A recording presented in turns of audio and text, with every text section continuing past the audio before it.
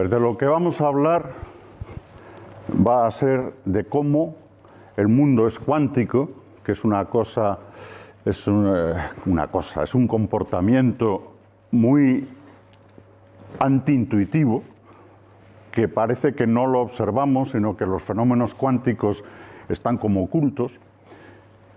Y sin embargo, siendo cuántico el mundo y los fenómenos cuánticos ocultos, todo eso tiene una explicación o hay un camino para entenderlo. Es decir, como un mundo que se comporta de una forma contraria a lo que es nuestra experiencia cotidiana, es decir, ese mundo cuántico, sin embargo, al comportarse de esa manera contraria a nuestra experiencia cotidiana, se deposita en nuestra experiencia cotidiana. Es algo así como una especie de contrasentido. Lo vamos a ir explicando poco a poco. Esto costó empezar a entenderlo unos 50 años. Es decir, desde que se formuló la mecánica cuántica hacia los años 20. En el año 1927 hubo tres personajes que eran Jordan, Born y Heisenberg, que trabajaban juntos y en un año escribieron 3 artículos, y esos 3 artículos juntos son la mecánica cuántica, ¿vale? Junto a eso ha habido otros trabajos, pero en un solo año, digamos que se consiguió cristalizar lo que era la matemática esa tan complicada, el funcionamiento tan complicado del mundo cuántico. En un solo año, después de empezar a investigar todas estas cuestiones desde el año 1900. O sea, no es que en un año se empezase a ver que el mundo tenía comportamientos cuánticos, ¿no? Sino que a lo largo de muchos años se fueron acumulando experiencias y fenómenos que se iban medio interpretando y acomodando de alguna manera los modelos que había, pero no había un esquema global. Y ese esquema global, digamos que nace en el año 1927. La primera parte de mi charla iba a ser de tipo histórico, que es lo que a mí me gusta hacer eso para que se entienda, porque la historia nos enseña mucho de cómo cuesta y de cómo los avances se producen, a veces paso a paso y a veces de forma revolucionaria. Serán las dos situaciones, ¿verdad? Sin embargo, me parece que es más interesante enfocarse en los fenómenos, sobre todo porque lo que voy a contar no suele ser algo que se cuente mucho por ahí. Entonces me voy a enfocar más en esa parte, lo cual quiere decir que voy a empezar en mi diapositiva número 6. Yo soy un miembro del Instituto de Física Fundamental desde su fundación, desde hace muchos años. El speaker, el ponente que hablaba antes, Carlos Sabin, como no sé si saben ustedes, es un científico que se llama Confuturo, consiguió uno de los 13 contratos en todas las áreas del conocimiento que dio la Fundación General del Consejo Superior de Investigaciones Científicas en su primera convocatoria. Él consiguió la de física, digamos, y tuvimos la suerte de incorporarlo al Consejo. Su proyecto se llama Tecnologías Cuánticas 3.0, que quiere decir que son tecnologías, o sea, que son fenómenos cuánticos producidos mediante sistemas cuánticos relativistas. ¿De acuerdo? 3.0. Es una cosa muy avanzada lo que está haciendo y es un gran experto en lo que os ha contado. Yo tuve la suerte de dirigirle la tesis doctoral y para mí, pues el tenerlo aquí de nuevo, pues claro, es una cosa. Somos amigos de hace mucho tiempo, ¿no? Bueno, entonces vamos a empezar. Esto es lo que me voy a saltar. Todas estas diapositivas las tienen ustedes, las van a tener en la página de la Semana de la Ciencia de nuestro instituto, que les ha dicho Carlos. Me voy a centrar aquí. Entonces, si leen ahí arriba,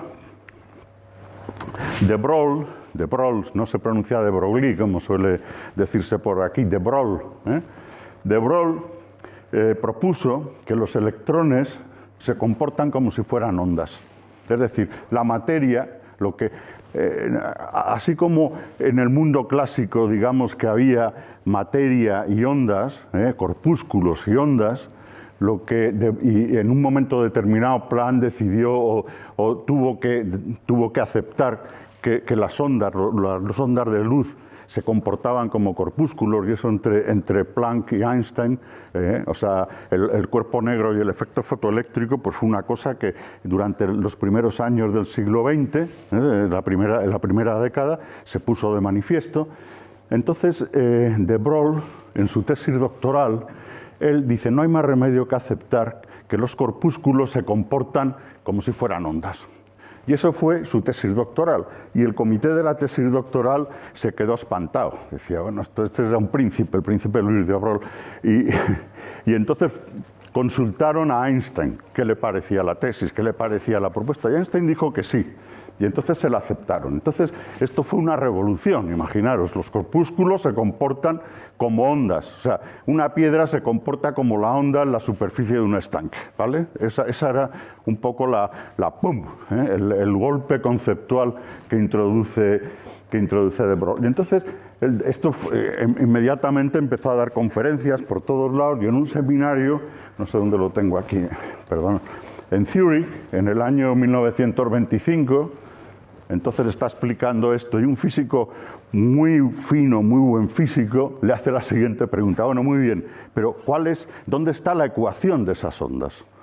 ¿Vale? Y entonces ahí surge de pronto el buscar una ecuación que corresponda no una ecuación semiclásica, no lo que había hecho de Broglie, sino una cosa nueva donde realmente se incorpore que la materia se comporta como ondas. Y entonces ahí surge la ecuación de Schrödinger. Schrödinger en 2 años, entre el 25 y el 27, propone una ecuación, y luego después, en el año 1927, surge el paper de los 3 hombres, que se llama The Three Men Paper, que es un artículo, una serie de artículos, pero sobre todo uno central, que estos 3 individuos, Born, Jordan y Heisenberg, hacen. Ahí hay unas ecuaciones que no vamos a necesitar para nada, pero a los que les gusta o que las conocen de sobra, porque aquí hay gente que esto lo conoce muy bien, pues les gustará ver las ecuaciones. Entonces, la realidad, olvídense de la palabra la realidad.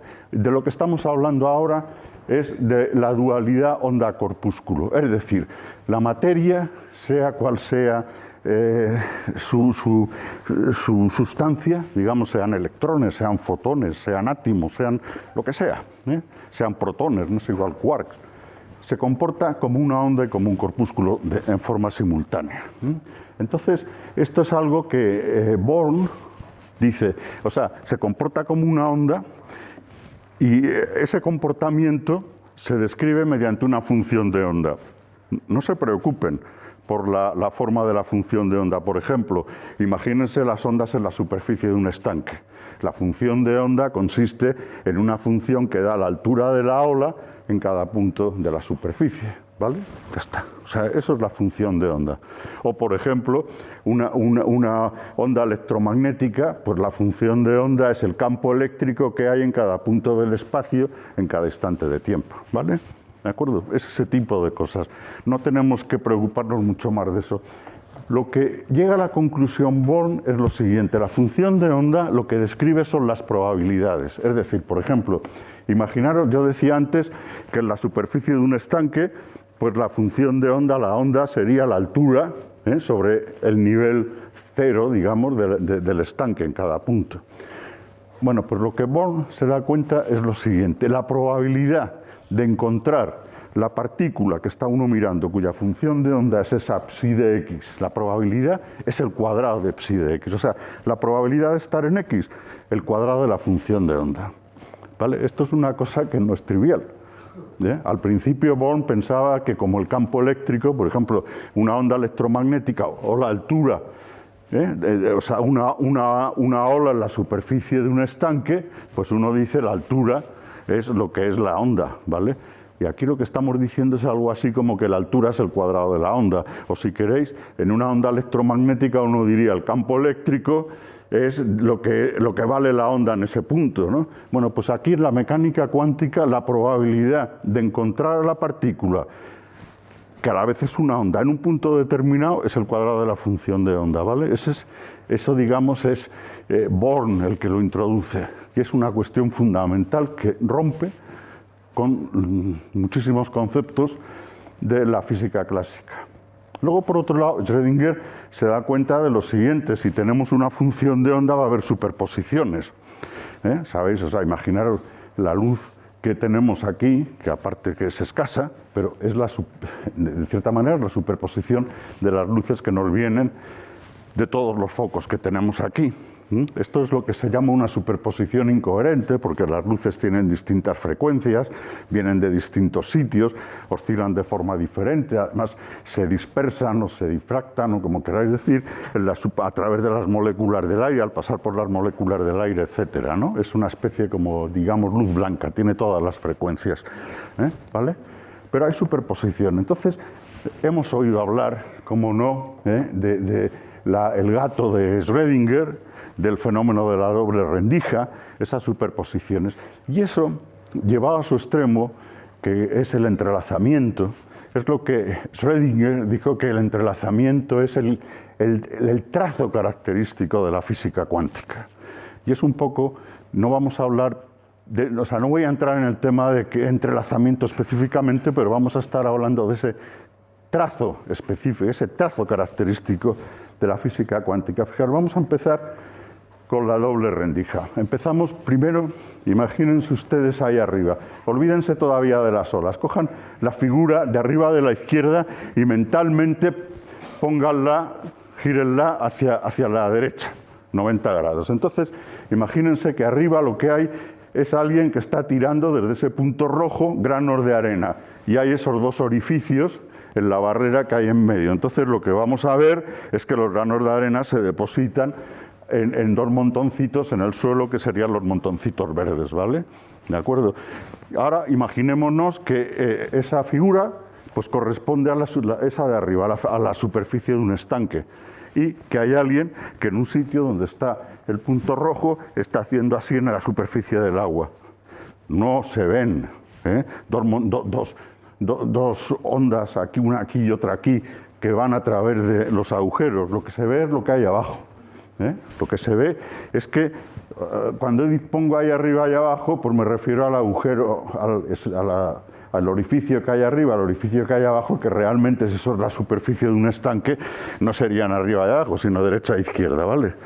¿De acuerdo? Pero, ¿qué es lo que ocurre? Lo sabemos todos perfectamente, ¿no? Esto es una imagen, además, esto desde niños, o gente que ha vivido en un puerto de mar, o niños que han estado jugando en un estanque, pues todos hemos visto cómo se forman estas interferencias, ¿verdad? Entonces, lo que ocurre es que al interferir las ondas, al pasar las ondas, desde cada slit, desde cada agujero, se convierte a su vez en un foco de una nueva onda. Ese es el principio de Huygens, ¿de acuerdo? Y entonces interfieren, de tal manera que ahí a la derecha he puesto un poco lo que se vería, si eso fuese la superficie de un estanque, sería la altura, una especie de olas que están haciendo esa forma, ¿vale? Bueno, esto es una cosa completamente clásica. Es muy curioso que un médico que se llamaba Young, a principios de 1801, en una conferencia que dio en la Royal Society, los ingleses son muy aficionados a estas cosas que hacemos nosotros, aquí hoy, que es tener sesiones científicas. Esto es, para ellos viene desde el siglo XVIII, principio del siglo XVIII. Entonces Young se da cuenta, o propone, que la luz, fijaros que estamos hablando de un momento en el que todavía estamos con la teoría newtoniana que dice que la luz son corpúsculos. Y Young dice, no, la luz son ondas, es una onda. Y entonces dice, si la luz es una onda, lo que va a ocurrir es que va a tener interferencia. Entonces, digamos, la conferencia de Young era algo así como decir, luz más luz igual a oscuridad, que viene a decir que si yo ahora cojo y enciendo, aparte de estos focos, enciendo esos focos, la sala se va a poner más oscura. Claro, eso también era un choque conceptual tremendo, ¿no? No sé si esto, a nosotros pues probablemente ya no nos causa tanta sorpresa, pero en aquel momento, porque ellos no tenían capacidad, aquella sociedad no tenía capacidad de producir interferencia, de producir luz coherente. O sea, siempre lo que producían era luz con un foco muy, muy grande, que emitía luz en muchas frecuencias, o sea, aquello no era coherente, no había manera de mostrar esa coherencia que se ve ahí de frentes de onda que se han separado la misma distancia y desde los mismos puntos, y desde dos puntos van a interferir. Eso ellos no lo podían hacer. Entonces Young da ese salto conceptual y, si queréis, también un poco tecnológico, de decir luz más luz igual a oscuridad. Bueno, pues ahora, ¿qué es lo que pasa? Pues que las partículas, esto es lo que habíamos... Ahora digamos, vamos a ver... sí, perdón, es que no tengo el pointer. Vamos a ver. Arriba estábamos hablando de granitos de arena, arriba a la izquierda, ¿no? Pues ¿qué pasa con las partículas? Pues las partículas se comportan como ondas. Realmente es una cosa muy curiosa, porque nosotros esperamos o nosotros sabemos que lo que ocurre es que el agua pasa por un orificio y por el otro interfieren, ¿vale? Entonces uno piensa, claro, aquí lo que pasa es que los corpúsculos pasan unos por un lado, otros por otro, e interfieren, ¿vale? Bueno, pues no. Imaginaros que hacemos el siguiente experimento. Entre el punto ese que hay a la izquierda, en la figura de abajo a la derecha, que es el punto donde se están emitiendo partículas, y la pantalla de la derecha, hay una cierta distancia. Si nosotros emitimos las partículas una a una con un intervalo de tiempo de separación suficiente, nos podemos asegurar que solo hay una partícula dentro del aparato volando desde la izquierda a la derecha, ¿vale? No hay dos, solo hay una. Entonces, las vamos lanzando las partículas uno a uno. ¿Qué es lo que pasa? Pues pasa que se produce la interferencia. Esto es un experimento que Tonomura, el primero que lo hizo fue Giulio Pozzi. Giulio Pozzi es un físico italiano de un instituto similar al nuestro, del Consejo Italiano de Investigaciones Científicas de Bolonia, que se llama además Instituto de la Materia, que es como el mismo nombre del Instituto de Estructura de la Materia nuestro. Tuvo un mérito enorme. Él lo hizo con un... Claro, no tengo tiempo a contar todas estas cosas, que son preciosas. Lo hizo con un microscopio ¿cómo se llama? Un microscopio electrónico, de estos de electrones. Y entonces la doble rendija era el ojo de una aguja, y entonces le había cogido una varilla de vidrio, la calentaba, la estiraba, y entonces se formaba una especie de hilito muy fino, y ese hilito muy fino lo depositaba aquí.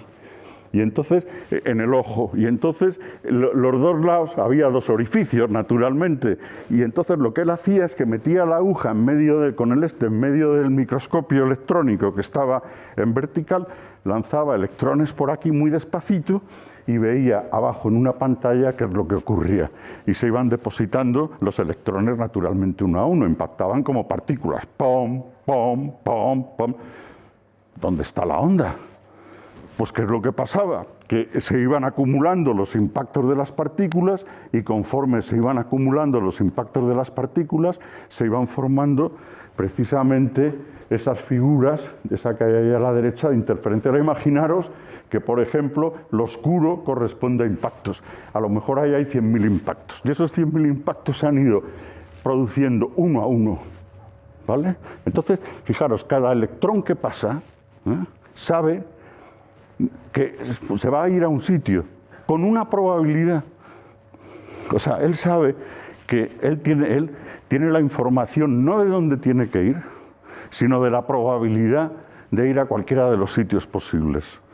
No sé si veis la diferencia. Esa es la diferencia entre lo clásico y lo cuántico. Clásicamente lo que tendríamos es aquello de ahí arriba, y de alguna manera lo que estamos diciendo es que hay una trayectoria, clásicamente mecánica clásica, todos sabemos que la trayectoria viene dada por las leyes de Newton, es una línea que es la trayectoria. Cuánticamente no hay nada de eso. Cuánticamente el electrón, cada electrón que pasa por ahí, pues se va depositando. Y ahora me preguntaréis, ¿por dónde ha pasado el electrón? Si yo tapo un agujero, esa figura desaparece y se ve algo parecido a lo que se vería uno de los montoncitos verdes de arriba. Si tapo el otro, pues sería el otro montoncito verde. O sea, no es que el electrón, cuando yo intento decir por dónde ha pasado el electrón, yo lo que encuentro siempre es que el electrón ha pasado o por un agujero o por el otro. Pero cuando yo no miro por dónde ha pasado el electrón, el resultado es que el electrón ha pasado por los dos agujeros, porque hay una interferencia, con un solo electrón, uno a uno.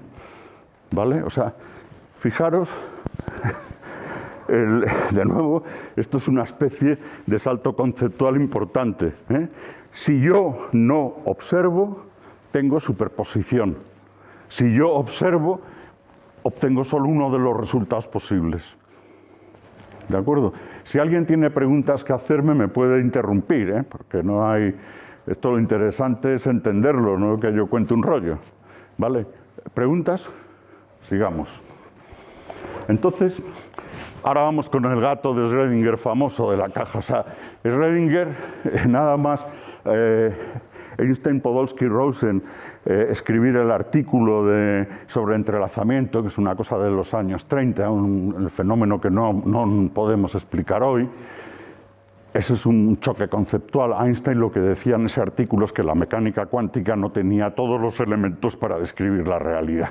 Porque una realidad en la que si uno no mira, el sistema se comporta de una manera y si mira, se comporta de otra, pues es una cosa así como difícil de... Bueno, por motivos más técnicos que estos, Einstein decía la mecánica cuántica no está completa, necesita más cosas. Entonces, Schrödinger, un físico austríaco que era un tipo muy creativo, ¿no? Se inventó o propuso, tenía un gato y entonces él dijo, vamos a ver, yo meto mi gato en una caja. Mi gato puede estar vivo o puede estar muerto. Si yo no lo miro, pues el gato estará vivo o estará muerto, no lo sé. Entonces, aquí tenemos la pregunta del millón. Le pregunta, va Schrödinger con el gato en la caja, que es una cosa esperable de un tipo como Schrödinger. Y entonces, un colega le pregunta, hola Schrödinger, ¿qué hay en la caja? Dice, mi gato. Y le pregunta al colega, ¿está vivo o muerto? Que es lo que nosotros, o muerto, es una cosa, nuestra pregunta. Y entonces contesta Schrödinger, sí. Y no es que esté vivo o muerto, es que está vivo y muerto. Porque en la medida que tú no observas, la situación del gato en la caja es una superposición de estar vivo y muerto, como ocurre con pasar por un agujero, por una rendija o por otra, ¿vale? Esto es una butad, o sea, esto sabemos que no es así, que no va a ser así. Y entonces la pregunta que vamos a ir más adelante es cómo es posible que, siendo esto lo que dice la mecánica cuántica, que sabemos que la mecánica cuántica es la teoría más exitosa del mundo, no nos encontramos con estas situaciones, ¿vale? O sea, estas son las cosas, si aplicamos la mecánica cuántica con los ojos cerrados, es decir, ¡pum!, entonces resulta que nos ocurre este tipo de paradojas, ¿vale? Bueno, vamos a seguir poco a poco. Entonces vamos a ver esto de la superposición, que lo vamos a ver con un ejemplo. Esto se lo he tomado a Wojtek Jurek, que es el hombre que introdujo con ZE, introdujo la idea de coherencia hace ya, esto debe ser de los años 80, ahora en este momento no me sale la fecha. Bueno, entonces estas figuras son de Wojtek Jurek, que tiene una capacidad de comunicar extraordinaria. Ojalá yo pudiera comunicar eso que él sabe. Pero fijaros, clásicamente vamos a ver cuál es el fenómeno que vamos a describir aquí. Imaginaros que yo tengo esto que es la dama de carros, ¿no?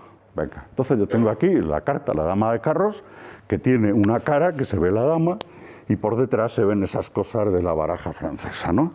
Entonces, si yo dejo caer la carta sobre la superficie de la mesa, yo sé que la carta no se va a quedar vertical, o se va a ir hacia la derecha o hacia la izquierda, es decir, o va a asomar la cara o va a asomar la parte de atrás.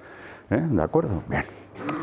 Entonces, fijaros, aquí de alguna manera, en esa especie de montañitas grises que hay debajo, estoy poniendo lo que clásicamente sería la función de onda, vamos a decir así, o la probabilidad. Entonces, en principio, la carta estaría, cuando está vertical, está toda ella sobre un punto de la superficie de la mesa. Cuando empieza a caer, pues hay una cierta probabilidad, mientras está cayendo, que se va esto separando y clásicamente lo que ocurre es que o bien se va para acá o bien se va para acá, luego al final lo que ocurre es que hay dos montañitas separadas, una corresponde a que la carta se vea de cara y otra a que la carta se vea por detrás. ¿Sí? ¿Qué ocurre cuánticamente? La mecánica cuántica, cuando miramos este mismo proceso, el mismo, lo que nos dice es lo siguiente, que lo que vamos a tener al final es cara y cruz.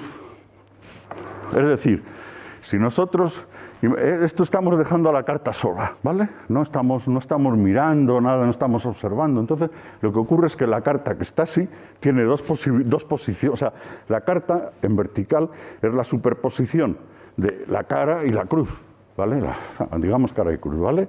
Entonces, cuánticamente, cuando cae, no es que caiga cara o caiga cruz, es que cae cara y cruz. Y eso es lo que dice la mecánica cuántica, que sabemos que está bien, porque todo esto se ha comprobado experimentalmente y la teoría es enormemente consistente, es una teoría lo más consistente que hay en física. Bueno, ¿cómo es posible esto? ¿Cómo es posible? Esa es la gran pregunta. Entonces hay que meter una interpretación, y la interpretación que se mete es la primera interpretación fue la de Copenhague. Copenhague es donde estaba Bohr, el del átomo de Bohr. Bohr es el padre conceptual de toda esta gente. Bohr no escribe muchas cosas, pero cada vez que escribe algo es un avance radical en el conocimiento. Entonces, Bohr lo que dice, y es lo que se llama la interpretación de Copenhague, porque ahí estaba Bohr, lo que dice es lo siguiente. El observador, fijaros, por primera vez aparece aquí la palabra observador. La interpretación requiere algo muy curioso, que es el sistema, que es la carta que cae, y el observador, que es el que observa. La interpretación de Copenhague lo que dice es que hay dos mundos. Uno es el sistema cuántico, que es la carta, y otro es el mundo clásico, que es el observador. ¿De acuerdo? Entonces, lo que está diciendo Bohr, lo que está diciendo la interpretación de Copenhague es lo siguiente.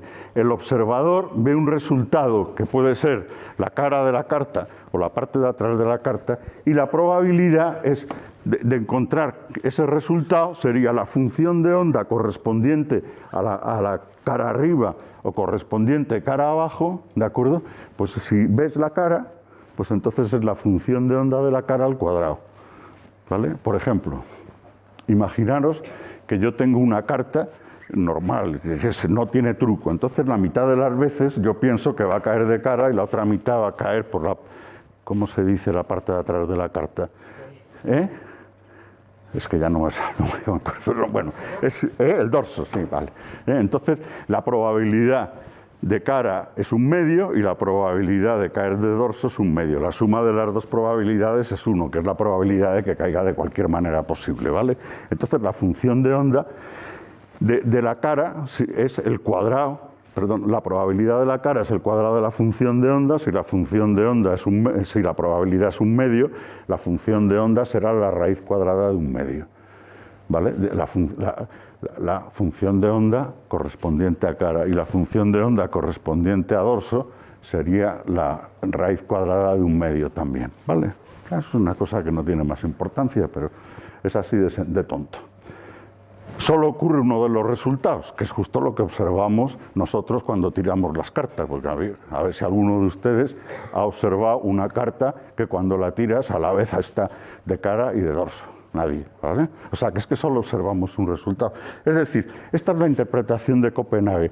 La mecánica cuántica te dice una cosa, cuando el observador observa, solo se obtiene un resultado, con una probabilidad de obtener ese resultado, que es el cuadrado de la función de onda de ese resultado. Es decir, si yo abro la caja del gato, el gato me lo voy a encontrar o vivo o muerto, con una probabilidad correspondiente a cuál fuese la función de onda de un estado de otro. Nunca me lo voy a encontrar vivo y muerto, ¿vale? Esto, que respiro, ¿no? Pero claro, esto es simplemente, funciona estupendamente, pero no hay ningún mecanismo que explique por qué esto es así, ¿vale? O sea, que esto es una interpretación en la que hay dos mundos, el cuántico, que es el sistema cuántico, y el clásico, que es el observador. Y nosotros vivimos en un mundo clásico porque somos observadores, y los sistemas, estos pequeñajos cuánticos, viven en un mundo cuántico, Esto es una cosa que no se mantiene, o sea, digamos, o sea, tiene una serie de problemas conceptuales que yo no puedo entrar porque, bueno, esto nos llevaría muy lejos, pero claro, ¿cuál es el mecanismo? Entonces, ahí tenemos la interpretación de Copenhague. La interpretación de Copenhague nos dice que si vamos a la carta, que es un ejemplo muy bueno, ¿no? Si no se observa la carta, hay superposición, es decir, ambas caras están presentes en la carta, ¿vale? Cuando se observa la carta hay un colapso de esa situación y de las dos posibilidades presentes, esas dos potencialidades, solo queda una, que es la que se observa con una probabilidad, que es la que da el cuadrado de la función de onda, que era la regla que había desarrollado Born, ¿os acordáis al principio, ¿vale? Bueno, entonces o hay carta hacia arriba o carta hacia abajo. Entonces, esto solo es una receta, o sea, es evidente que aquí no ha habido nadie que tal, o sea, esto es una receta que funciona estupendamente. O sea, esto funciona estupendamente. La probabilidad de obtener solo se obtiene un resultado de todos los posibles. Y la probabilidad de obtener ese resultado es el cuadrado de la función de onda de ese resultado. ¿Vale? Bien. Entonces, esto funciona muy bien, pero digamos que nos encontramos con que no hay mecanismo. Entonces, esto viene aquí a cuento de... he puesto lo de Einstein porque es una cosa muy conocida. Einstein era un hombre peripatético, él vivía en Princeton y, bueno, Instituto de Estudios Avanzados, era un sitio precioso de la costa este. Tenía un amigo que se llamaba Graham Pais y ellos pues paseaban y tal, y discutían, iban así paseando por la noche, había salido la luna. Y entonces iba, imaginaros aquí los dos peripatéticos hablando, callados, meditando, pensando, y de pronto dice Einstein, bueno, ¿estará la luna allí si yo no miro? Porque claro, lo que estamos diciendo es que el observador, de alguna forma, determina que solo se obtenga un resultado. Entonces, ¿qué es lo que pasa con la luna? Pues igual que la carta podía estar o arriba o hacia abajo, o el electrón podía pasar por todos los agujeros, digamos, que se hiciesen entre medios, podía pasar a la vez y había una interferencia, si la luna puede seguir una trayectoria que sabemos que es alrededor de la Tierra, haciendo así mientras la Tierra avanza, Einstein decía, bueno, si yo miro, ya sé lo que me dice la interpretación de Copenhague, es que voy a obtener un resultado con una probabilidad que es ese. Y si no miro, ¿está la luna en todas las posiciones que le son posibles desde el punto de vista cuántico? Claro, esto es una butad, esto es un llevar al extremo la cosa, pero la pregunta es muy buena en el sentido de que no hay un argumento, o sea, hay una receta, pero no hay un argumento que explique que la luna está donde tiene que estar, donde la observamos todos, que además todos la observamos en el mismo sitio, salvo los lunáticos, probablemente, ¿no? Bueno, entonces vamos a ir un poco más allá. Entonces, otra interpretación, os estoy dando dos interpretaciones nada más, hay muchísimas. Creo que ayer Salvador Miret, el profesor, no sé si estuvisteis por aquí, el profesor Salvador Miret habló de verdad y realidad y cosas de esas muy profundas. Yo me bajo más hacia cosas más tangibles, porque soy físico, él también era un magnífico físico, por cierto, pero o sea, cada uno ve las cosas o enfoca las cuestiones desde distintos aspectos. Bueno, entonces fijaros, una manera de entender el asunto es el siguiente. Imaginaros, mirar solo el cuadro de la izquierda, ¿vale? Es la carta, entonces hay superposición. Ahora introduzcamos al observador. Entonces resulta que lo que dice la idea de los muchos mundos es que el observador se engancha a uno de los estados posibles. O sea, si hay dos estados, hay dos mundos distintos. Un mundo es el observador con la carta hacia arriba y otro mundo es el observador con la carta hacia abajo. ¿Vale? Ese es el many worlds, en muchos mundos o mundos paralelos. Es una interpretación, esto lo introdujo Everett en su tesis doctoral, y bueno, al principio era una cosa así, pero ha ido calando y realmente tiene muchísimos seguidores. El problema que tiene esto es que el número de universos, de mundos paralelos, se va, es como haciendo branching, como eso, o sea, imaginaros un árbol que va sacando ramas y entonces te encuentras que va a haber muchísimos más universos qué partículas hay en el universo, ¿vale? Y eso en muy poquito espacio de tiempo. O sea, es decir, esto es tan fecundo, el modelo, que el número de universos no son abarcables, no solo ya por la mente humana, sino por las posibilidades. Imaginaros que yo quiero decir, bueno, voy a poner en cada sitio, en cada bit o qubit del universo, voy a poner el número correspondiente. O sea, eso no se puede hacer, pero información correspondiente a un universo distinto. Vamos a decir así esta barbaridad. El universo actual no es capaz de contener toda esa información. O sea, los universos que se van a producir aquí en esta sala, mientras dura esta conferencia, no caben en todo el universo físico, ¿vale? ¿De acuerdo? O sea, esto es una cosa, digamos, bueno, pero de todas maneras, vamos a seguir. O sea, el asunto, lo importante que tiene esto es lo siguiente. Aquí ya no hay que decir, no hay que introducir el colapso. Aquí lo que ocurre es que es un fenómeno perfectamente cuántico. Inicialmente estaba el sistema y el observador por separado. Cuando se acercan para observar el observador y empieza a interactuar con el sistema, evoluciona la cosa de tal manera que aparece por aquí el observador con la carta hacia arriba y por allá el observador con la carta hacia abajo, de la interacción, ¿vale? Eso viene a través del entrelazamiento, ¿de acuerdo? Aquí no ha habido nada que no sea de la mecánica cuántica. Y eso perfectamente explica las dos posibilidades, perfectamente no, por Dios, o sea, eso explica, digamos, las dos posibilidades alternativas que corresponderían a que el observador observe la carta hacia arriba o la carta hacia abajo, ¿vale? ¿De acuerdo? O sea, es una explicación así. O sea, que podemos tener, ahí lo veis, la carta hacia arriba y la chica se está riendo porque me ha salido cara, me ha salido la dama de Carroz, ni más ni menos. Y si le ha salido cara abajo, pues tiene el ceño fruncido, ¿no? ¿De acuerdo? Son dos estados alternativos, clásicos, independientes. ¿Por qué sonriendo, la chica sonriente y la chica con el ceño fruncido son dos estados alternativos de la chica, ¿vale? Únicamente si tienes el gato ese de Alicia, ¿os acordáis? El gato de Alicia que va desapareciendo en Alicia en el País de las Maravillas y lo único que queda del gato es la sonrisa. ¿No habéis leído Alicia en el País de las Maravillas? Leerlo. Bueno, entonces, son mundos paralelos, en cada uno sucede algo diferente. Y el problema es el que he dicho antes, que los dos mundos son reales. Entonces, claro, o sea, son resultados de la interacción entre el observador y la carta que cae. Entonces, el problema es el branching, o sea, la cantidad de ramificaciones que se van produciendo, que hace que esto sea untenable, no sé cómo se puede decir, inmanejable, digamos, en la realidad, ¿no? Bueno, entonces, vamos a ver. Ya os he dado dos posibilidades para entender por qué solo se observa la carta hacia arriba o la carta hacia abajo.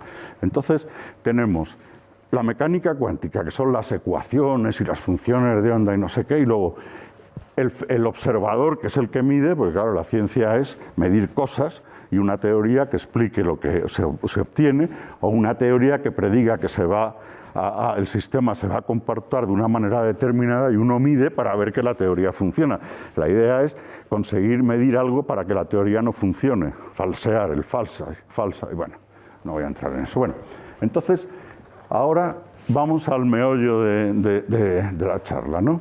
Es decir, ahora dice, ¿por qué no percibimos las superposiciones macroscópicas que contiene el mundo? O sea, ¿por qué no percibimos, por ejemplo, la carta hacia arriba y la carta hacia abajo, esa superposición, sino que solo percibimos una de esas dos situaciones?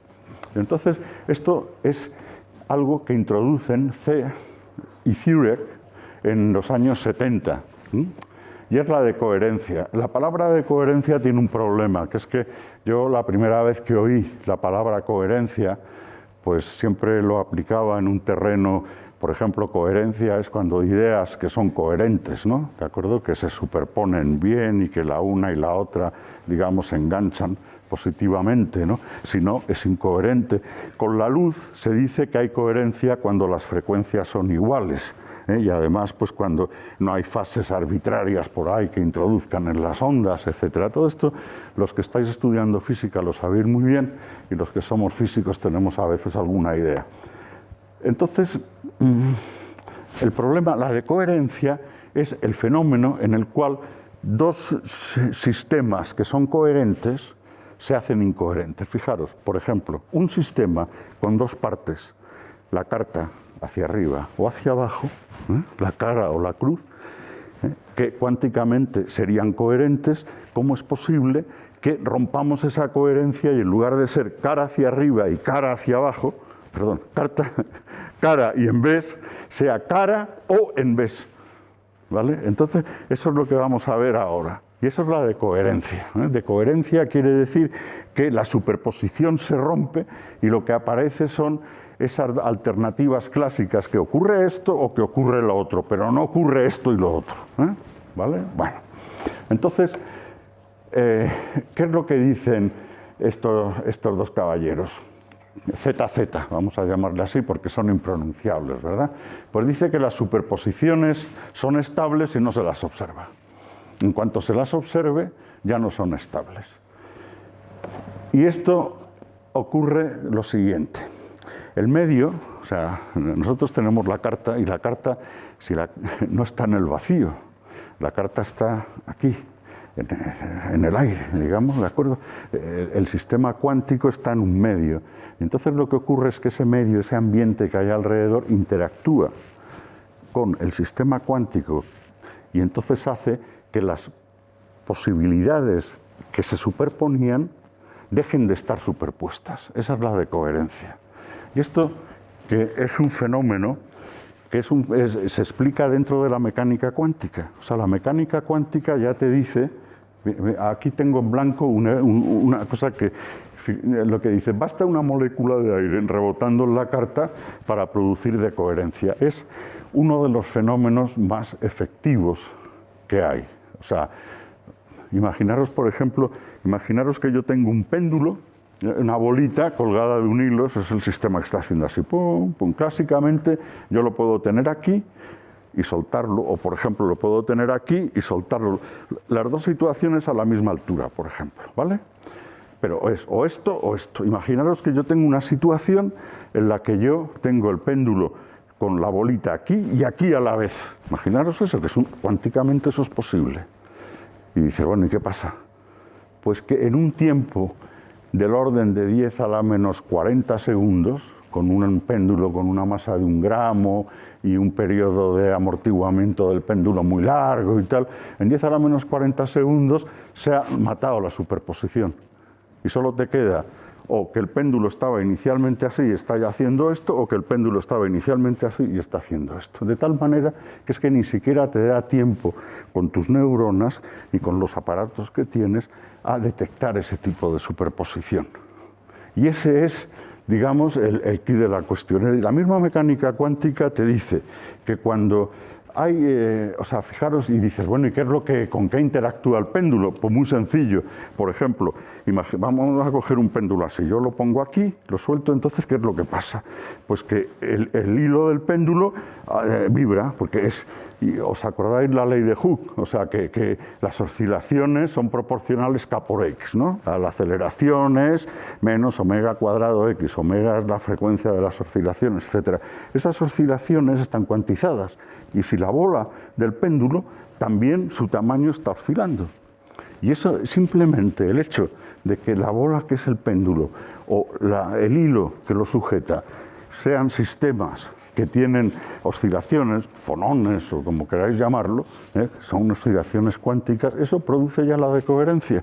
O sea, es un fenómeno que es inevitable. En cuanto tengas un sistema material de un cierto tamaño, automáticamente te va a aparecer decoherencia. Y estamos hablando de tiempos del orden de 10 a la menos 40 segundos. ¿Vale? ¿De acuerdo? O sea, bueno, vamos a ir un poquito más allá. Imaginaros, por ejemplo, vamos a explicar esto con un poco más de detalle. Imaginar que yo tengo una moneda cara o cruz, ¿vale? Entonces lanzo la moneda, hago así y me sale cara o me sale cruz. Entonces, clásicamente, si la moneda está bien, la mitad de las veces me saldrá cara y la otra mitad me saldrá cruz. Entonces yo puedo poner, ahí veis, esos dos montañitas, que digamos es la probabilidad, el número de veces que me ha salido cara y el número de veces que me ha salido cruz. Entonces están puestos así, opuestos, en un sitio donde aquí está el número de caras, aquí está el número de cruces, ¿vale? Y entonces las probabilidades van así, ¿vale? ¿De acuerdo? Que ese gráfico, yo creo que ese gráfico más o menos se entiende, ¿no? ¿De acuerdo? Eso es lo que clásicamente vemos. Cuánticamente lo que ocurre es otra cosa distinta. En lugar de la moneda, podía haber puesto aquí, ahí a la derecha, de nuevo la carta y clásicamente aterrizaría de cara o de en vez, o de dorso, ¿no? ¿De acuerdo? Pero he puesto de nuevo la carta porque la carta es mucho más rica, simplemente la dejo caer y hace estas cosas. Entonces, fijaros, si veis ahí, mirad que hay cuatro montañitas. Las dos montañitas que hay a la derecha aparecen en la izquierda, son las mismas. O sea, a la derecha clásicamente teníamos cruz, que es como si dijéramos dorso, y cara, que es cara. Pues a la derecha lo que tenemos es cara arriba y cara abajo en esos dos extremos, ¿vale? Pero fijaros que me aparecen otras dos montañitas iguales. Y esas otras dos montañitas corresponden a que nos encontremos con que la carta esté arriba y abajo a la vez. ¿Vale? Esto es lo que, fijaros, si veis la ecuación que hay debajo, yo he puesto up y down, sabéis, up es hacia arriba, down es hacia abajo. Entonces, la función de onda de la carta es cara hacia arriba más cara hacia abajo. Bohr, que decía, las probabilidades es el cuadrado de la función de onda. ¿Os acordáis del binomio de Newton? A más B es al cuadrado, es A cuadrado, más B cuadrado, más AB, más BA, más 2AB, ¿no? ¿De acuerdo? Eso es lo que estoy escribiendo ahí. Entonces, si os fijáis, lo que yo tengo es up al cuadrado. Eso sería, digamos, la cara arriba, ¿vale? Down al cuadrado, eso sería la cara abajo. Pero luego tengo up por down, que es una situación completamente absurda en la que la carta está a la vez arriba y cara abajo. ¿Qué es lo que pasa? ¿Qué es lo que dice la decoherencia sobre esto? Porque eso es lo que dice la mecánica cuántica. Si ahora tenemos en cuenta la decoherencia, ¿vale? Y hacemos el cálculo, bueno, esto se ve la cosa tan rara que hay a la izquierda, ¿no? ¿De acuerdo? En comparación y cómo lo que nosotros observamos es lo que hay a la derecha. El mecanismo de decoherencia, ¿qué es lo que hace? Pues el mecanismo de decoherencia lo que hace es esto. Al interactuar con las moléculas de aire, con las vibraciones de, yo qué sé, con el sonido que viene, todo lo que queráis, ¿vale? Resulta que la decoherencia lo que hace es que los picos que corresponden a estar a la vez arriba y abajo desaparecen. ¿En cuánto tiempo? 10 a la menos 40 segundos. Y los picos que corresponden a estar o solo arriba o solo abajo se mantienen. Es decir, nuestra experiencia es que al tirar la carta o sale hacia arriba o sale hacia abajo. ¿Por qué? ¿Por qué no sale de otra manera? Porque la decoherencia mata las otras posibilidades. A lo mejor la decoherencia podría matar el que solo salga hacia arriba o el que solo salga hacia abajo y solo dejar arriba abajo. Puede haber casos de esos, ¿vale?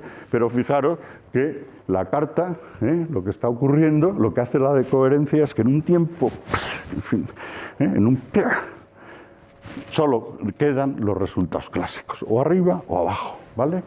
Entonces, esto es lo que, bueno, ahí tenéis eso, y entonces fijaros que esto de la decoherencia todavía necesita meter al observador, ¿de acuerdo? O sea, es decir, el observador está todavía ahí, o sea, hay que meter una interpretación de lo que se observa, entonces, o tenemos la interpretación de Copenhague, o tenemos la interpretación de Many-Walls, o tenemos la mecánica bohmiana, o tenemos, o sea, probablemente ayer, Salvador, si estuvisteis por aquí, os hablo de estas cosas. Bueno, entonces, ahora, al final, tenemos tres actores, y son, por un lado, el objeto cuántico, en este caso la carta, o el electrón que pasa por los dos orificios, o el gato que está vivo o muerto. Tenemos el observador. En el caso del gato, el observador o abre la caja o no. Ese es el observador. Fijaros que si no abre la caja no observa, si abre la caja observa, ¿vale? Ese es el observador. Y luego después tenemos el ambiente, ¿de acuerdo? Entonces, vamos a ver cómo funciona esto. Si yo, tengo el sistema, el observador y el ambiente, nosotros tenemos un problema en español, y es que, o en castellano, no se vienen otros idiomas españoles, cómo funciona esto, porque ahora no lo tengo claro, pero nosotros tenemos el problema de que ambiente para nosotros es una cosa muy difusa, y entonces tenemos el Ministerio de Medio Ambiente, no sé si todavía existe, pero hablamos del medio ambiente. El medio ambiente es repetir lo mismo, es el medio, ¿no? ¿De acuerdo? No es la mitad, sino el medio en el que estamos. Bueno, entonces los ingleses y franceses, etcétera, tienen environment, que es una palabra que para ellos tiene un significado muy claro. Bueno, entonces, fijaros que tenemos los tres protagonistas del sistema cuántico: el observador y el ambiente. Entonces, la mecánica cuántica, esa inicial, lo que hace es la ecuación de Schrödinger o Heisenberg, y lo que dice es cómo se comporta el objeto aislado, las superposiciones, etcétera, etcétera. Cuando le metes una interpretación, metes al sujeto, que es al observador. Y entonces dices, o bien el observador es un mundo clásico, y entonces lo que él ve, o sea, al interactuar el mundo cuántico con el clásico sale solo un resultado, o bien resulta que el observador se entrelaza, se liga de una forma distinta con cada uno de los posibles estados de la superposición, y entonces lo que aparece es el observador riéndose cara arriba, o el observador mustio cara abajo, y entonces, como el observador es macroscópico, es clásico, pues entonces sí que ocurre que hay esas situaciones que son alternativas. Pero el problema es que no hemos encontrado todavía, no está aquí todavía el mecanismo de por qué ocurre cualquiera de esas cosas, y el mecanismo es el ambiente. En cuanto metes el ambiente, aparece la decoherencia. Y la decoherencia lo que hace es eso que decíamos, no hay arriba-abajo, porque en 10 a la menos 40 segundos, ¡plaf!, esas superposiciones, esas posibilidades que no son clásicas, la misma mecánica cuántica dice que desaparecen. ¿Vale? Por ejemplo, la superposición de neuronas decohere en 10 a la menos 20 segundos. O sea, una neurona, imaginaros que nosotros hemos sido capaces de tener información de que la carta estaba arriba y abajo a la vez, porque somos, yo qué sé, el mago de Oz, ¿no? ¿De acuerdo? Entonces el físico cuántico eso nos daría para varios Nobel. Entonces lo que pasa es que nuestras neuronas en 10 a la menos 20 segundos pierden noción de esa información. ¿Vale? Dejémoslo estar ahí, ¿vale? Venga. Entonces, uno ahora se pregunta, bueno, entonces si la decoherencia es tan eficaz, ¿cómo podemos observar el mundo cuántico en sistemas grandes? ¿Vale? Entonces, por ejemplo, aquí tenemos un ejemplo muy sencillo de esto, que es el ejemplo de... Me estoy alargando, voy a terminar ya enseguida. Por ejemplo, esto es con 10 a la 20, fijaros, los números aquí siempre son así extremos, 10 a la 20 átomos de fluoruro de litio, que tiene un spin, el fluoruro de litio. Entonces, si nosotros... Imagina, es diamagnético, mirarla, si está aislado, o sea, si esos 10 están en una caja y no se les pone campos magnéticos ni nada de eso, pues los spines están en cualquier dirección, ¿vale? Si se mete en un campo magnético, vamos a decir, se magnetiza aquello, pues entonces los spines tienden a alinearse. Clásicamente se vería lo que hay en la figura del centro, que están todos hacia arriba, pero en direcciones que no son exactamente hacia arriba, vamos a decir así, ¿vale? Cuánticamente, como solo hay la posibilidad de spin hacia arriba o spin hacia abajo, ya sabéis estas cosas del spin, que no hemos podido hablar, pues entonces al meter el campo magnético al final resulta que terminarían todos hacia arriba, dentro de un orden. Entonces, ahí abajo hay una gráfica en la cual se ve este fenómeno realizado, este experimento de meter un campo magnético realizado a distintas temperaturas. Si os fijáis, abajo hay 10 a la menos 1 y 10 a la 0. 10 a la 0 es un grado Kelvin por encima del cero absoluto, ¿vale? 10 a la menos 1 sería una décima de grado Kelvin por encima del cero absoluto, ¿vale? Y lo que hay en la columna, en la línea vertical, en ordenadas, es la respuesta al campo magnético, sea lo que sea, digamos, algo así como decir la proporción, o la proporción de spines que están hacia arriba. Vamos a decirlo así para simplificar la idea. Entonces, a la derecha tenéis redondeles de distintos colores. Arriba tenéis la predicción clásica, que es ese color amarronado de circulitos abiertos por dentro, ¿vale? Azul sería la predicción cuántica y los resultados observados en el experimento son los negros. Si os fijáis, en cuanto hay una cierta temperatura, resulta, claro, ¿qué pasa cuando aumenta la temperatura? Que la energía cinética de todos los átomos empieza así. Entonces, ¿qué pasa? Que empiezan las vibraciones, y esas vibraciones que producen decoherencia. ¿Y qué dice la mecánica cuántica?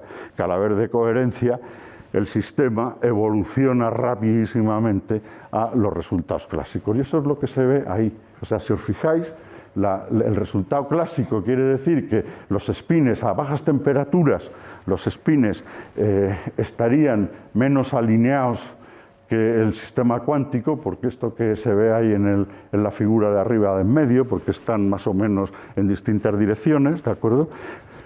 Pero resulta que conforme aumenta la temperatura, es decir, conforme aumentan las interacciones, es decir, la decoherencia, los resultados van y coinciden, coalescen hacia un resultado que es único, que además es el resultado experimental. El resultado experimental siempre corresponde al cuántico, ¿vale? Porque el mundo es cuántico. Lo que pasa es que las predicciones clásicas, ¿de acuerdo?, coinciden con las cuánticas cuando hay decoherencia. Es decir, ahora lo he puesto al revés, ¿de acuerdo? Bueno, vamos a ver. Bueno, esto me lo voy a saltar. Como esto lo tienen ustedes en las transparencias que van a estar en el instituto de esta charla, pues ahí lo pueden ver. Estas son situaciones en las que se dan este tipo de sistemas grandes que sin embargo presentan fenómenos cuánticos. Mira, por ejemplo, aquí he puesto varios ejemplos, voy a ver solo el de arriba. El de arriba, lo que hay ahí es un qubit, esto del ordenador cuántico. Pues eso que hay ahí es un qubit, es una unión Josephson, y ahí lo que ocurre en esa especie de cuadrito que hay ahí con dos... Esto es un conductor, vamos a llamarlo así. Es un conductor que tiene la posibilidad, los electrones van de un lado a otro y pueden ir en este sentido, en el cuadro, o en el otro sentido. Lo que ocurre es que hay una superposición de las dos posibilidades. Entonces, hay la posibilidad de circular así o circular así. Esos son los dos estados del qubit. Eso es un qubit, ¿vale? Con eso se construyen los ordenadores cuánticos, ¿eh? Y eso tiene un tamaño, pues... yo siempre estoy pidiendo a los experimentales que me den una cosa de estas para enseñar. Y todavía no tengo ningún amigo experimental que me lo haya dado, ¿vale? Sin embargo, allá abajo, este señor que hay allá abajo, así gordoncho, este es Werner. Este hizo un experimento que se llama COU, que en inglés es vaca, pero que son las iniciales de Colella, Oberhauser y Werner. Este es Werner. Y en ese experimento lo que ellos demuestran es el aparato es ese en gris que está ahí en la figura, y entonces ellos lo que hacen es que hacen pasar neutrones, como los neutrones son ondas, se los hace pasar y ir por distintos sitios y luego interferir, como si fueran ondas, ¿vale? Entonces lo que hacen ahora es que el aparato lo inclinan, y entonces resulta que el electrón es muy pesado. Y entonces lo que ocurre, no porque sea físico teórico, sino porque en comparación con las partículas, otras, como los electrones, es muy pesado. Entonces, el potencial gravitatorio, la interacción de la gravedad es importante. Y os recordáis que el potencial gravitatorio es mgh, donde h es la altura. ¿De acuerdo? M es la masa del neutrón, G es la aceleración de la gravedad y h es la altura. Entonces, si yo inclino el aparato así, los que pasan por aquí abajo y los que vienen por aquí arriba están a distintos potenciales. Y eso hace que la onda que pasa por arriba y la onda que pasa por abajo adquieran una diferencia de fase. Y entonces, al juntarlas, interfieren. Ese es un fenómeno muy bonito. Bueno, pues este señor que tenéis ahí, esta foto se la hice yo. Esto es en el cumpleaños de un físico que no sé por qué no es premio Nobel, que es Anton Zeilinger, que es el jefe de la física cuántica de Austria y yo creo que de Centro Europa, en cierta manera. En sus 70 cumpleaños hicieron en Viena una especie de homenaje, y entonces estaba él, que era amigo, y ese aparato que tiene en la mano es un mock-up, o sea, un modelo, escala 1:1 del aparato original. Yo cuando lo vi, estaba detrás de él. Yo lo estaba viendo que el tío jugaba así, y yo decía, pero si esto es el interferómetro famoso. Yo no sabía quién era este, me le digo, oiga, ¿este es el interferómetro? Y me dice, sí, yo soy Werner. Y le estaba regalando un modelo del interferómetro a Seilinger por su cumpleaños. El tipo que está delante es Weineland, que es uno del NIST, el National Institute of Standard and Technology, que es premio Nobel. O sea, fue una reunión... bueno, estar allí es una... tremendo. Bueno, entonces, aquí tenéis otro ejemplo. Por ejemplo, pues ahí tenéis un paquete de onda que se ha separado. No tengo tiempo para contar eso, pero lo que veis, por ejemplo, es que yo hago pasar un paquete de ondas y lo separo y luego lo puedo juntar y hacer que interfieran. Aquí abajo tenéis dos condensadores de Bose-Einstein. Los condensadores de Bose-Einstein son montones y montones. Esto en este caso que eran moléculas de litio, diatómicas, o sea, litio 2. Entonces, son millones y millones de moléculas de litio. No sé en este caso... no sé si por aquí alguno, en la sala hay gente que sabe esto mucho mejor que yo, si se acuerda del número de moléculas.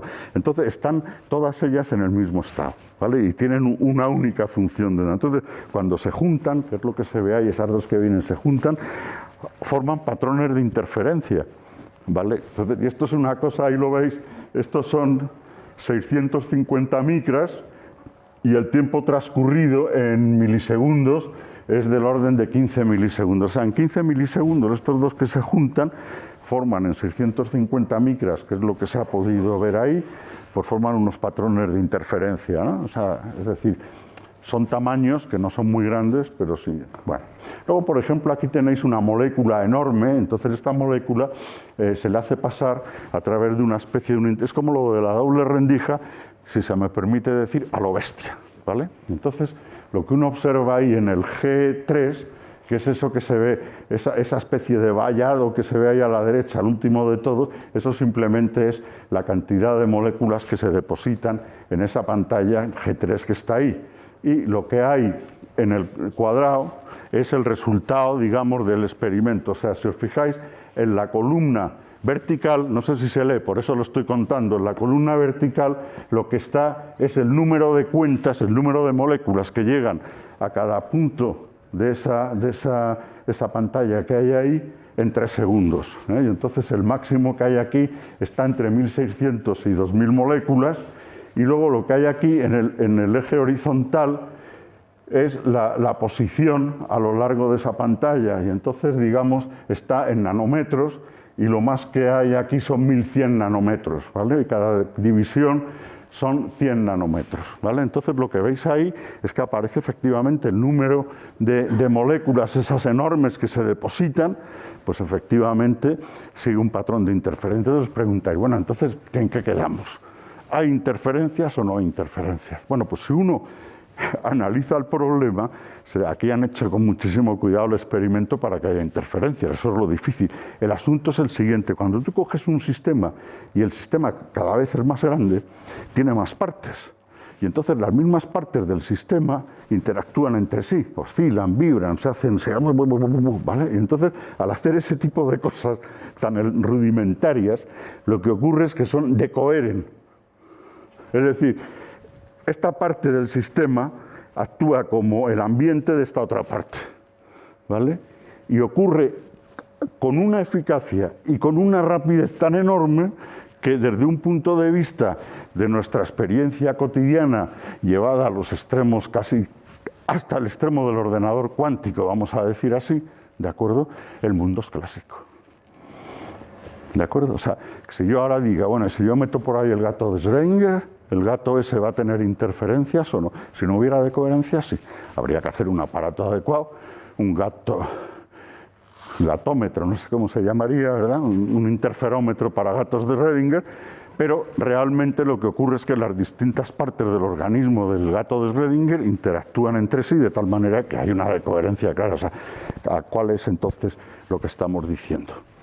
Lo que estamos diciendo es que dentro de la caja, aunque tú no observes el gato ha habido una decoherencia de su sistema por las interacciones entre las distintas partes del gato. Es decir, efectivamente, si nosotros quitamos de en medio la decoherencia, lo que predice la mecánica cuántica es que el gato está vivo y muerto mientras no lo observamos, ¿vale? Cuando lo observamos, resulta que la interacción con el ambiente al abrir la caja hace que si el gato estuviera vivo y muerto hubiera una decoherencia hacia cualquiera de las dos posibilidades, o vivo o muerto. Pero en realidad, aunque no abramos la caja, el gato, sus distintas partes están interactuando entre sí y el gato decohere. Es decir, dentro de la caja el gato, al ser muy grande, es un objeto clásico. Puede estar vivo, puede estar muerto, no va a resucitar. Puede morir, no va a resucitar, ¿vale? ¿De acuerdo? Bueno. Y yo termino con esto. Esto es una cosa a mí me parece muy simpática. O sea, conocer el robin, el petirrojo europeo. El petirrojo europeo emigra, pues por ejemplo, desde el Atlas hacia la zona norte de Rusia, hacia la zona, pues, al norte de Minsk, al norte de Bielorrusia, por ejemplo, casi hasta Finlandia, y entonces se orientan, y van, o sea, estos bichos tan pequeños, estos pajaritos, es una cosa alucinante. Entonces la gente se ha dado cuenta que hay una brújula, que ellos tienen una brújula porque se orientan para ir, ¿no? Y entonces la pregunta es cómo se orientan. Entonces lo que se sabe es lo que pongo aquí, estoy leyendo para ser más breve. Dice, responden a la inclinación del campo magnético de la Tierra respecto a su superficie. O sea, imaginaros este mapa de abajo, suponer que el norte, las líneas de campo magnético son verticales y entonces ellos se van moviendo en un ángulo que tienen aquí en la cabeza, que ese es el ángulo que se tienen que mover. Y entonces, ¿cómo detectan la dirección del campo magnético? La detectan, pero si cierran los ojos, no. Si tú les tapas los ojos, se desorientan. ¿Vale? Entonces, se dieron cuenta, Thorsen y Reed en el año 2000, esto es una cosa que todavía está en estudio porque, o sea, no es que no sea cierto o sí sea cierto, sino que es que el campo es tan enorme, ¿verdad?, que ha abierto toda una serie de investigaciones. Entonces, lo que ocurre es lo siguiente, en una molécula del ojo, dos electrones forman lo que se llama un singlete de spin que está entrelazado. Eso es una cosa de entrelazamiento. No os voy a decir lo que es un fenómeno puramente cuántico, ¿vale? Entonces, resulta que esos dos electrones, digamos que están entrelazados, son iguales, vamos a decir así. Al venir la luz, es decir, el campo magnético, llega y los separa. Y entonces la separación es el bicho, el pajarito, el petirrojo, es sensible a esa separación. Y esa separación depende del ángulo que se forma, la dirección de que se está moviendo el petirrojo con el campo magnético terrestre, ¿vale? Que cierras los ojos y ya no hay nada que hacer. Es un fenómeno puramente cuántico, de entrelazamiento entre electrones de moléculas del ojo del petirrojo, ¿vale? Fenómenos de estos en biología hay muchísimos, ¿de acuerdo? No puedo entrar en eso. Bueno, he terminado con este ejemplo porque a mí me parece particularmente precioso y porque el petirrojo europeo es muy bonito, ¿vale? Y con esto ya termino, ¿vale? Hay una cosa que sí les digo y es la siguiente. Yo tengo ahí mi correo electrónico que es sencillo, juan.leon@csices, ¿vale? Entonces, si ustedes quieren preguntar algo o más adelante o consultar o qué libro, qué tal, por favor, no lo duden, ¿de acuerdo? Y con esto termino. Si hay preguntas, ya está. A mí no me importa que me aplaudan. Es una broma.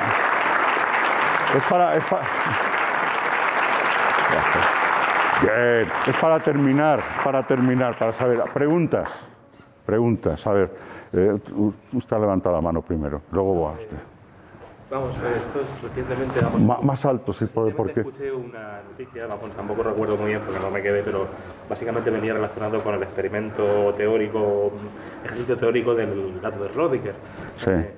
Venía a decir que realmente podríamos saber si en el observador su estado, simplemente agitando el gato de Schrödinger, es lo equivalente, digamos, en física, aplicado en el gato de Schrödinger. No sé si tiene algo de información sobre eso. No sé qué experimento es, pero agitar... que lo leí hace unas semanas, sí. Era bastante complejo, pero sí que venía a decir que el equivalente al ejercicio... ¿Dónde leyó la noticia? Era que agitando la caja podíamos saber... Sí, o sea, agitando la caja el gato maullia o no, ¿vale? O sea, ya, claro, eso sí. Pero, o sea, antes... sí, efectivamente, o sea, claro, o sea, si metemos, si ponemos la caja encima de una hoguera, sale el gato o no, ¿vale? O sea, claro, pero no se trata de eso, ¿vale? Pero está bien, es una broma. Pregunta. ¿Qué de coherencia hay cuando ponemos un observador, cuando ponemos un detector en la doble rendija? Esa es muy buena pregunta. Para detectar, ha preguntado que qué de coherencia hay cuando ponemos una doble rendija, que es un aparato grande, ¿no? ¿Vale? Un detector, ponemos al final un detector y la doble. Ahí tiene que estar hecho el vacío. Y además, no solo el vacío, sino que, bueno, el vacío, digamos, para que no haya, o sea, es como si fuera un experimento en el vacío a temperatura cero, que al haber vacío la temperatura, digamos, clásicamente es cero, ¿vale? Entonces, en cuanto nosotros dejamos que entre aire, el electrón empieza a interactuar con las moléculas de aire y se ha fastidiado. Por ejemplo, cuando se hace el experimento de la doble rendija, con moléculas en lugar de con electrones, entonces resulta que las moléculas tienen unas interacciones, unas fuerzas de Van der Waals con otras moléculas que no tienen por qué estar juntas, sino a una cierta distancia. Entonces resulta que cuando las moléculas pasan por el orificio, un problema que hay para hacer la interferencia es la interacción de Van der Waals de las moléculas que uno quiere que interfieran y verlas detrás con las paredes, con el borde del orificio. Entonces, cuando hacen esos experimentos, tienen que tener en cuenta ese tipo de cosas. O sea, es decir, el asunto es el siguiente: para conseguir observar fenómenos cuánticos a escalas grandes, en general lo que tienes que hacer es sustraer todas las fuentes de decoherencia. ¿Vale? ¿Qué decoherencia hay cuando tienes los dos electrones? Pues si tú tienes una fuente de electrones en el vacío, o sea, no, en la caja no hay nada más que los electrones, ¿vale? ¿De acuerdo? Pues entonces, en principio, si hay muchos electrones, pues a lo mejor ocurren fenómenos también de decoherencia, pero ya es otra cuestión de otro estilo. Uno tiene una nube de electrones que se forman ahí, que es una nube poco densa. Si quieres electrón a electrón, que es los experimentos estos de Tonomura, de Giulio Pozzi, ese tipo de experimentos. Entonces, eso es en el vacío, ¿vale? Si la pregunta es buena y yo le puedo enviar información, si me lo pregunta, y a eso yo le mando más información, ¿vale? Información accesible sobre el tema, ¿sí? Es que si no...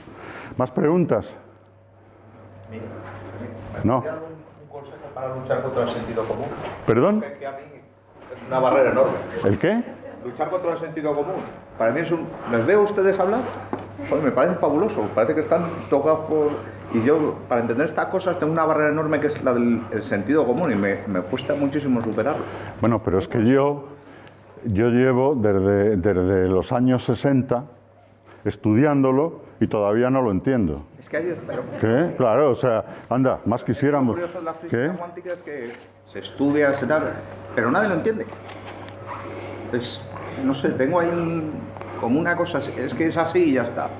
Porque ahí ya factores, ya el propio hecho del observador, es que eso se sale el observador, ¿y una mosca puede verlo? ¿O es un factor humano? No, el observador puede ser una molécula. Es lo que decía, la decoherencia, una molécula hace que la superposición de cara arriba o cara abajo se rompa la superposición. Una sola molécula. Es decir, al principio de los tiempos, John von Neumann, que es, digamos, un gran matemático, que es uno de los formuladores de la teoría cuántica, tiene un libro que se llama Principios matemáticos de la mecánica cuántica, escrito en alemán porque él era alemán. La primera traducción que se hizo a un idioma extranjero, ¿a que no sabéis a qué idioma se hizo? Al español. ¿Y sabéis dónde se hizo? Aquí, en el instituto donde yo estoy. Ahí lo hizo Esteban Terradas. Entonces, eso se hizo en el año 42 o por ahí, y había una serie de seminarios que se daban sobre mecánica cuántica. Entonces, estaban estudiando el libro de von Neumann, y claro, el alemán, pues a lo mejor no era un idioma, entonces el alemán era el idioma científico por excelencia, pero de alguna manera aquí en España pues había mucha gente que no sabía alemán y por otro lado, traducir un libro y traducirlo bien significa que te has calzado el libro y lo entiendes, porque si no, la traducción es espantosa. Entonces Esteban Terradas era también director del INTA, el Instituto Nacional de Técnica Aeronáutica, que ahora es Técnica Aeroespacial, ahora no sé ya cómo se llama, ¿vale? Que es un catalán que se vino a Madrid después de la guerra por una serie de motivos, y entonces pues aquí había un caldo de cultivo científico, siempre se dice que después de la guerra aquí esto no quedó nadie y que tal, y que se fueron. Hombre, no es así. Se fueron muchísimos, además los que se fueron gente de primerísima categoría, quedaron muy pocos, pero había ganas de hacer cosas, ¿vale? Y se hacían cosas. En particular, por ejemplo, la primera traducción a un idioma extranjero de un libro, que es la Biblia de la mecánica cuántica. Hecha aquí, en el Consejo. Está con el sello del Consejo, ¿vale? Ah, pero tú no me preguntabas eso, es que ya me he liado. Es que mi decoherencia es errática. ¿Cuál era la pregunta? Bueno, ¿cómo lucho contra el sentido común? Es, no sé, un consejo. Es algo... No pues sé. Vamos a ver, esto es hay una frase que es, digamos, el consejo, no consejo de investigaciones científicas, sino el consejo típico que se le da al estudiante que está haciendo su máster o su doctorado y tal, y le dice el profesor, el director, no preguntes y calcula. ¿Vale? Con eso no es la contestación que tú quieres oír, pero sin embargo es el enfoque que se ha dado durante muchísimos años a la mecánica cuántica. Es decir, la mecánica cuántica producía unos resultados con un éxito completo, ¿vale? Y sigue produciéndolo. Y la mecánica cuántica, pues no se entiende, ¿vale? El sentido común.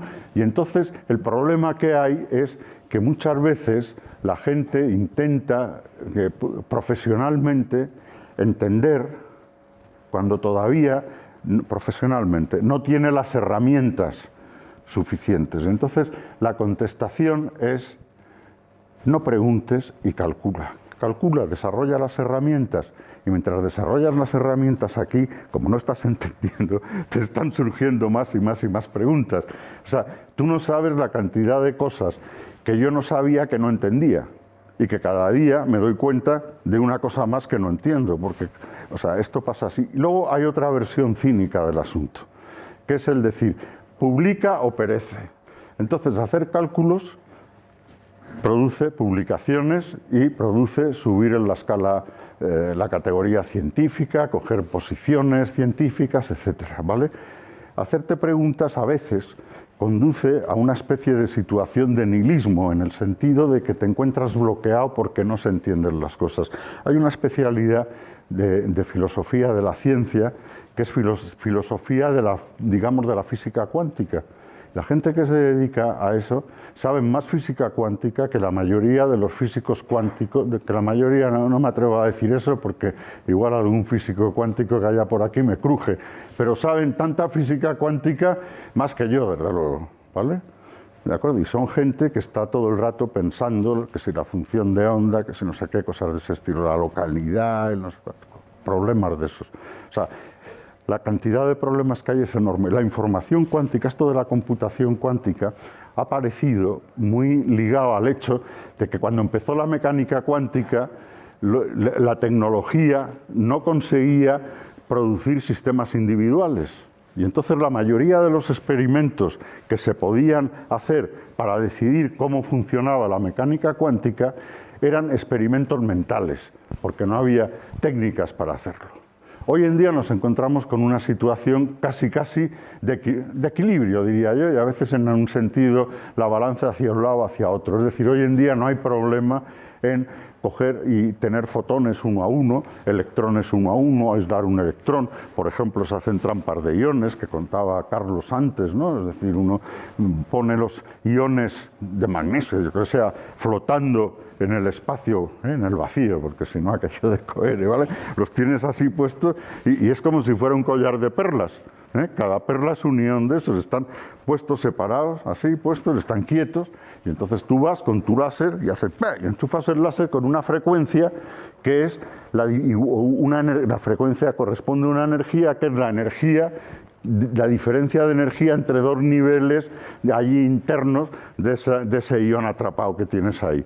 Y entonces, ¡pum!, un electrón que hay ahí sube hacia arriba, ¿vale? Entonces eso es como si fuera una operación cuántica, tú coges el qubit, eso es un qubit, esos dos niveles, ¿no? Entonces enchufas el láser y el electrón hace ¡pop! Y salta a la parte de arriba, al nivel de arriba, ¿vale? Ha pasado del 0 al 1, no sé cómo escribía Carlos antes, me parece que ponía ceros y unos y cosas así, con los qubits, ¿no?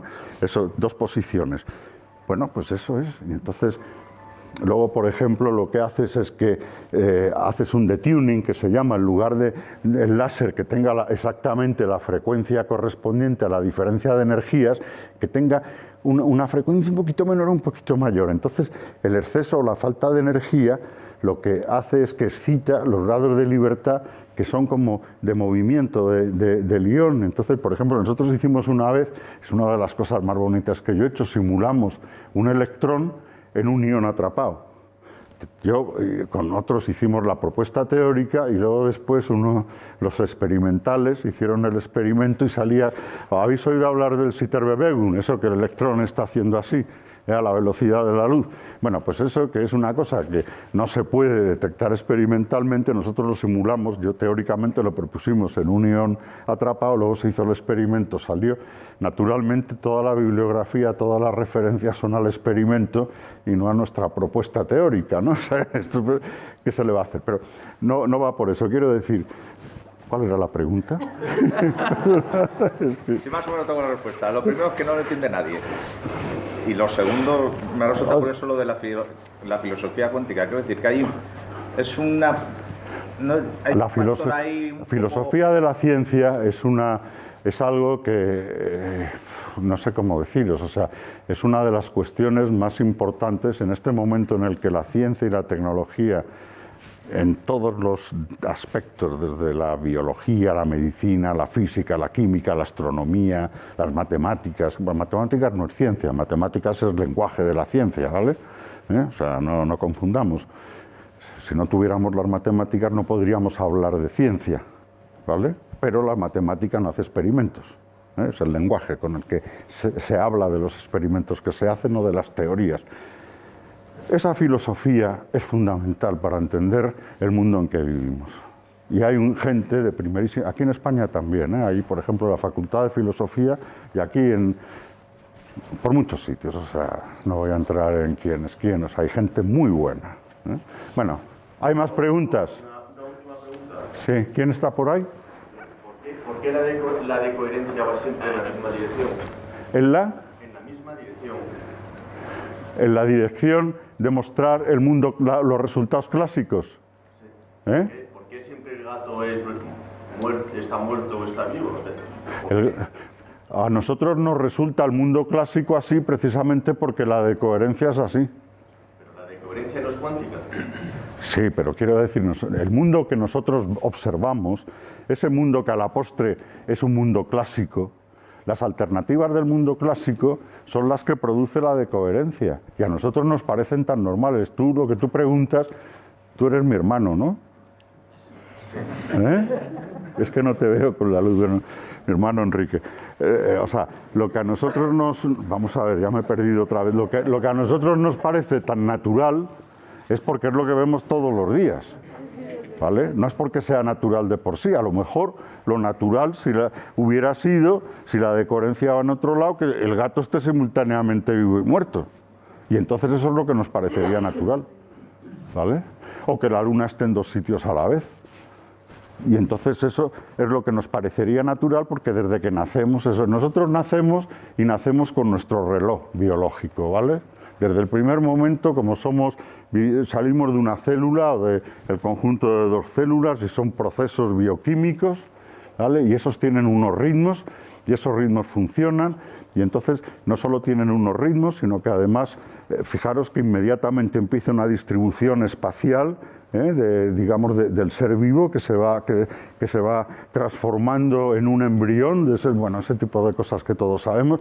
El niño nace y al cabo del rato pues tiene hambre, digámoslo así, o sea, él tiene hambre antes de nacer, pero está alimentado de otra manera. Cuando nace resulta que tiene hambre y llora, y si tal, llora, y no sé cuánto, tiene un reloj biológico, es decir, y todo eso, hay unos ritmos que son unos ritmos naturales, que claro, nos parece que lo natural son esos ritmos naturales. Es que, o sea, es como un contrasentido, es como el que dice, ¿por qué el universo es como es? Es el principio antrópico. El universo es como es porque si fuera de otra manera no lo observaríamos. Como estamos aquí es porque es así, ¿no? O sea, esto dicho en una forma muy rudimentaria, pero en el fondo es ese principio antrópico que se argumenta para decir de los 10 a la 500 posibles soluciones del string landscape, del panorama de las supercuerdas, porque al final resulta que nuestro universo es el que es. Bueno, porque si hubiera sido otro, ese no lo estaríamos observando. A lo mejor existe, pero no estamos en él, ¿vale? Entonces aquí a lo mejor resulta, o sea, la mecánica cuántica nos da unos resultados, y esos resultados son los que para nosotros son los naturales. ¿Cómo va a ser de otra manera? ¿Vale? Hay decoherencias que te pueden llevar, hay situaciones en las que tú puedes llegar a los resultados no clásicos, ¿vale? Digamos a decir así, o sea, tú puedes hacer cosas. ¿Más preguntas o ya terminamos? No puede haber los dos estados, ¿no? ¿Perdón? Alguien me preguntaba antes por ahí, es que... Es una pregunta más bien histórica, o sea, de historia de la ciencia mecánica cuántica, ¿no? Sí. A mí lo que siempre me ha sorprendido es años 20, 30, que es cuando se inició la mecánica cuántica, la explosión de grandes científicos que son los padres, ¿no? Max Planck, Born, Pauli, Heisenberg. Y me llama la atención, son austríacos, alemanes.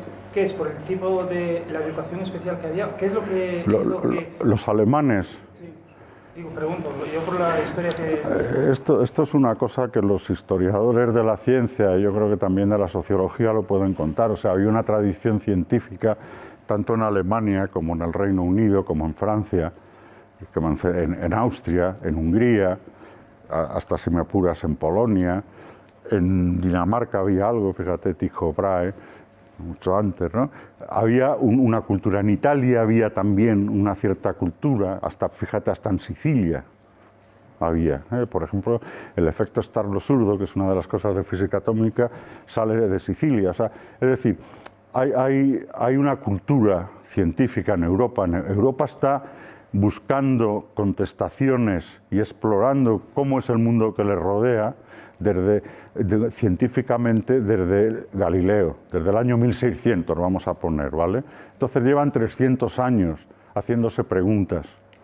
Hay quien dice que el hecho de que la Iglesia Católica de alguna manera corta ese tipo de exploración y de... Bueno, sí y no. Por ejemplo, los jesuitas, pues el padre Ricci se va a China, ¿vale? Y entonces, estaban en una situación muy difícil, el tío conocía a Copérnico y entonces sabía que iba a haber un eclipse y le dice al emperador, mañana o pasado, dentro de una semana, voy a quitar el sol y lo voy a poner luego cuando quiera. Y tal, y entonces el emperador tal, entonces bueno, pues no sabes, o sea, los chinos, el padre Ricci y los jesuitas estaban allí de ministros, vamos, de la corte imperial, y entonces se importaban relojes de péndulo, que era lo que se conocían como cosa, es decir, hay de todo, ¿vale? ¿Cuál es el motivo? Por ejemplo, aquí en España, yo creo que el problema que tuvimos en España pues está muy relacionado con el hecho de que Carlos, el emperador, estaba en una situación de batalla contra los príncipes alemanes, y los príncipes alemanes, la política contra el imperio, contra el emperador, tenía mucho que ver con Lutero. No con Lutero en sí, sino estaba todo mezclado, y de hecho en la paz de Westfalia, en 1650 por ahí, se termina diciendo esa frase, cuyos regio e ius religio, o sea, la religión de cada uno es la de su príncipe, y así termina. Tú fíjate, una guerra de religión que ha durado 100 años, entre unos y otros, y al final, como no consiguen ponerse de acuerdo, sino matarse entre ellos, llegan al acuerdo de decir, bueno, pues oye, si tú vives en en Westfalia y tu príncipe en Westfalia, no sé de qué religión era, es luterano, pues tú eres luterano porque sí. Y si tú vives no sé, en Aragón y tu príncipe es católico, pues tú eres católico, ¿vale? Y así ese tipo de cosas. Entonces, en España, como hay ese problema, digamos que el tema del protestantismo está muy... Bueno, sabéis la historia de los protestantismos en España, en Sevilla, en Valladolid y tal. Hay novelas de Delibes, me parece. Hay una novela preciosa, ahora no me acuerdo del nombre, sobre los protestantes en Valladolid. Bueno, la pregunta iba... O sea, ya me he liado. Venga. ¿Sí? Bueno, ya está, ¿no? ¿Hay más preguntas o ya terminamos? Otra. Los principios de coherencia, de superposición y tal, ¿se aplican también a la teoría de cuerdas? Claro. O sea, la teoría de cuerdas tiene un problema, que es que solo puede vivir en un universo que en principio no es el nuestro. Porque la teoría de cuerdas necesita un universo de 11 dimensiones, ¿vale? Entonces, y no estoy metiéndome con la teoría de cuerdas, ¿eh? Yo he trabajado en teoría de cuerdas en los años 80, cuando yo estaba en Fermilab trabajaba en eso. Y entonces, no sé cómo decirte, el problema que tiene la teoría de cuerdas es que tiene que conseguir vivir en un universo como el que conocemos. No el clásico, sino el cuántico. ¿Eh? Pero teorías así más teóricas que no se pueden experimentar. ¿Perdón? Perdona, es que estoy un poco sordo, ¿no? ¿Cuál es la pregunta? He puesto la teoría de cuerdas por poner un ejemplo de alguna teoría que sea puramente teórica, que no se pueda experimentar con ella. ¿Se aplican también elementos de cuántica como la superposición? Bueno, el mundo, o sea, el mundo se explica con la teoría cuántica de campos, ¿vale? Eso es, digamos, la explicación última, la teoría cuántica de campos. Esa teoría cuántica de campos todavía no incorpora la gravitación cuántica, o la incorpora solo muy parcialmente.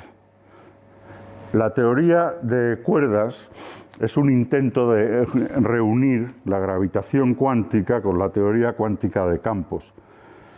Y tiene un problema. Para ser consistente, necesita que las dimensiones del espacio, en principio tenían que ser, bueno, digamos, que sean 11 dimensiones, que el espacio tenga 11 dimensiones, por lo menos una temporal y 10 de las otras, ¿vale? ¿De acuerdo? O 10 dimensiones se puede bajar, en fin, ese tipo de cosas. Esa es la teoría de cuerdas. Y todavía la teoría de cuerdas, el background que tiene es clásico, no está completamente cuantizada. O sea, la teoría de cuerdas está en sus rudimentos, ¿vale? Están ahí en el Instituto de Física Teórica, están haciendo un trabajo extraordinario, porque hay... ¿Sabéis cuál es el Instituto de Física Teórica de la Autónoma, del Consejo y de la Universidad Autónoma? Allá hay físicos teóricos, estaban antes en mi departamento, se fueron para allá y son gente de primerísima talla, o sea, están trabajando en eso y en otras cosas de gravedad cuántica también, pero eso no es la pregunta. ¿Tu pregunta cuál era, hijo? Dime así concretamente, porque yo me pierdo. Que si la de coherencia se aplica en todas las situaciones en las que un sistema cuántico no está completamente aislado del resto. Y aunque esté completamente aislado del resto, si el sistema es muy grande, sus partes entre sí producen decoherencia. ¿Vale? Ya está. O sea, eso es así. ¿Eh? Sí. Y la teoría de cuerdas es otra cosa que está por ahí.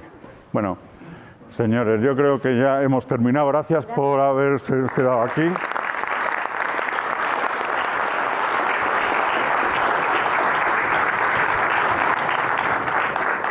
Recordar que a mí se me puede contactar a Juan León, sí que es, y que tenéis la página esta que os dijo Carlos del instituto, donde están todas estas charlas puestas, se irán poniendo.